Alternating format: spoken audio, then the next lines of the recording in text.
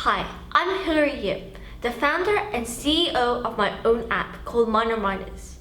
And this is why you should listen to me.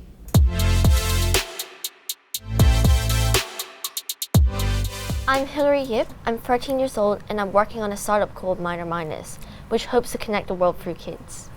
Tell us more about your company then. What is it called and how many downloads, how many people follow it? So we're an online kids community where we can have kids from all over the world on our platform to talk to each other in different topics that interest them. And if they want to learn a new language, they have access to native speakers worldwide, so they can chat in a fully immersive environment. So right now we've got more than 40,000 downloads from more than 50 countries. Wow. I mean, you are an inspirational public speaker, an extraordinary talented young woman. I just want to know, do you not ever get nervous on the stage when you have to present your pitches? Well, let's put it this way. If you get me debating or talking about minor minors or presenting, you'll never see a hint of any nerves. But you get me to sing and I'll have knock-kneed and I'll probably puke as I go on. I want to show you this clip, okay? This was from a few years ago. Parents, I know how you feel. You want your children to become global citizens and be able to speak different languages. You spend a small fortune on extra lessons. In return, our kids dread it. They moan and groan. And after a holiday, they forget all of it. Sound familiar? That's where my idea comes in. How do you feel now looking back at it?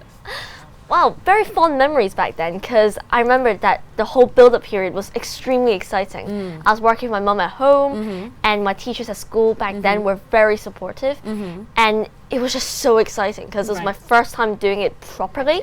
The idea that education is transformative and will change our world. I don't know if I've mentioned this, but I'm very into politics, and I think that being a politician is not the best way to change the world, but doing education is. Tell me a moment where you knew exactly that this was exactly what you wanted to do. I think it was a couple of days after my final pitch for that particular event when I was younger. I was going to a meeting with someone who said that, you know what, this could work. And during that meeting, he told me the life cycle of a startup, from seed round to IPO. Kind of very far ahead. Yep. But he walked me through the entire process and told me that failure is almost inevitable, but it's something worth doing. And that led me afterwards to think, is this something that I really want to do? And when I realized that learning something new, connecting kids, was something that can have a profound effect on society, I was just like, let's do it.